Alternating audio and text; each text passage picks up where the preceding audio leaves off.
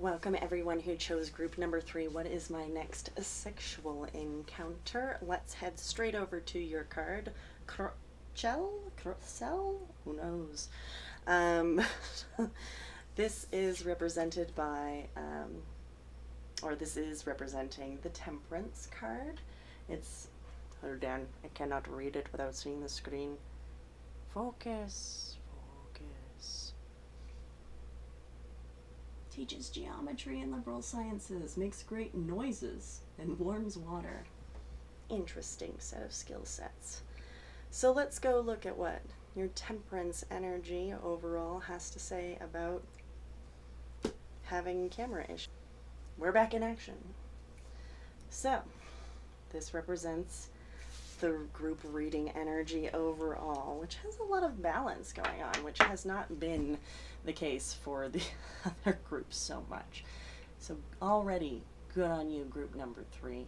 I've already pre-shuffled several decks to be able to answer some questions. So the very first card is going to represent you overall right now. The Tower reversed. Hello, group number 3. What I want to say about that is more technical difficulties. Alright, what I want to say about the Tower reversed. This gets me excited. So, Tower reversed. This is generally like bringing things back down to the foundation but wanting to be part of it. So when I think of this as a sexual energy, I think you're ready to just rock someone's world. You're ready to just like get out there with your next sexual encounter. You're willing to like be that lightning bolt of boom, orgasms for all. Yes, you're definitely choosing to be this like cataclysmic change, this experience that just shakes the foundation of the person that you're with, and they're gonna be like, I cannot walk for days. Hot, group number 3, definitely hot. Interesting. The next 4 cards are going to be the 4 elements and how they relate to your next sexual encounter. So we have for fire, the 9 of Swords reversed. We have for water, the 10 of Swords reversed. Okay, interesting. We have for air, the 8 of Swords, and we have for the earth, the 4 of Swords reversed. Wow. So much air overall, so many swords. Okay, let's start. You are not concerned. You are passionate and ready to go. Again, you want to like rock someone's world. You're ready to really, whether it's being committed or not, whether you're in a relationship or not, your next sexual encounter, you want to be the boss of it. And you don't have anxiety over that. You definitely have a lot of faith that you are able to do this, that you can achieve it, and you don't have worries about anything kind of standing in your way. There's sort of an embracing this as like the next possibility. Emotionally, it's because you've probably done a lot of healing. You've probably looked at a lot of issues that have happened in the past, whether sexually, emotionally, mentally. It's coming back out again. It's, you know, if there's been a time where emotionally you weren't open to anything, particularly even just in sex, now it's a whole new dawn. Mentally, interesting here. There could be some like hang-ups though that still are within your deep subconscious, but what I get more from this is that actually you might like the mind game.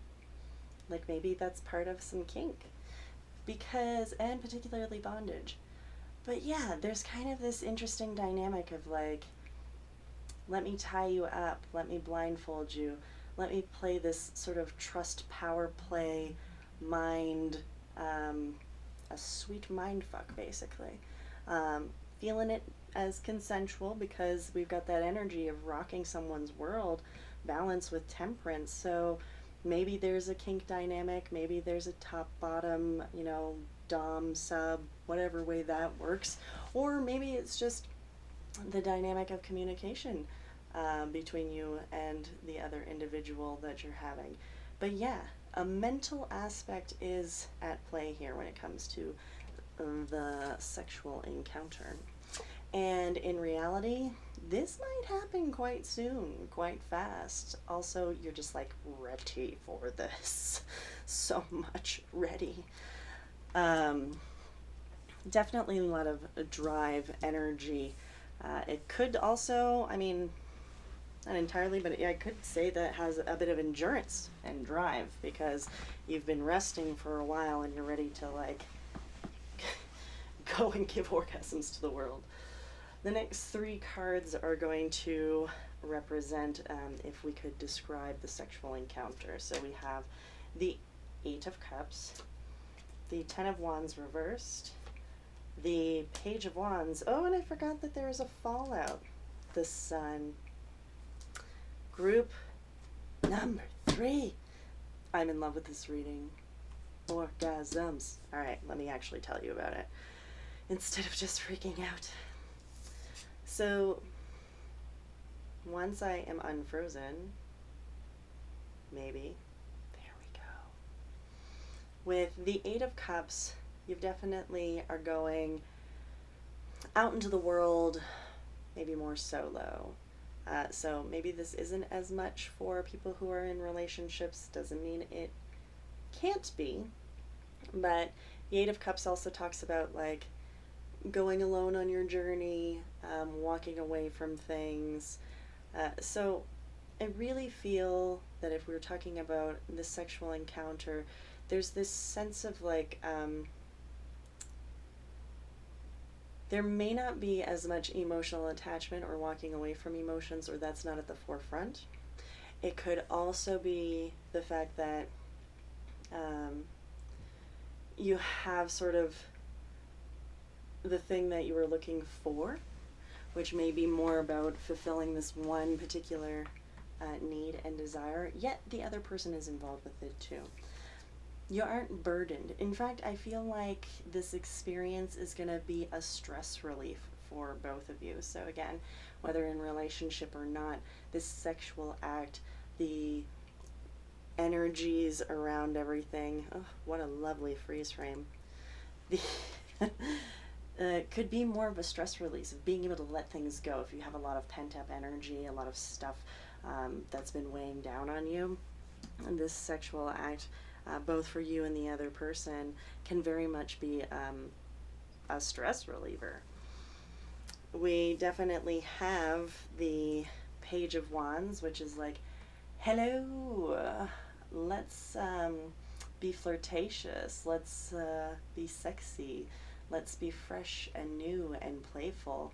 It can also talk about maybe being a little fast in bed, but that's not a guarantee. It can also have just lots of energetic optimism. And the other thing that I get from this, whether speed is at play or not, the Sun. And I really see this as like orgasms for all. Yes, orgasms are for all people. So group number 3, it really seems like Temperance is a good card to be the overlord of this reading, because it seems very balanced. It seems like the other person is going to enjoy themselves, you're going to enjoy themselves, there's going to be a lot of consent, a lot of pleasure. Hells yeah. The last card that's chosen for fun is if the person could leave a review of the encounter. So let's find out.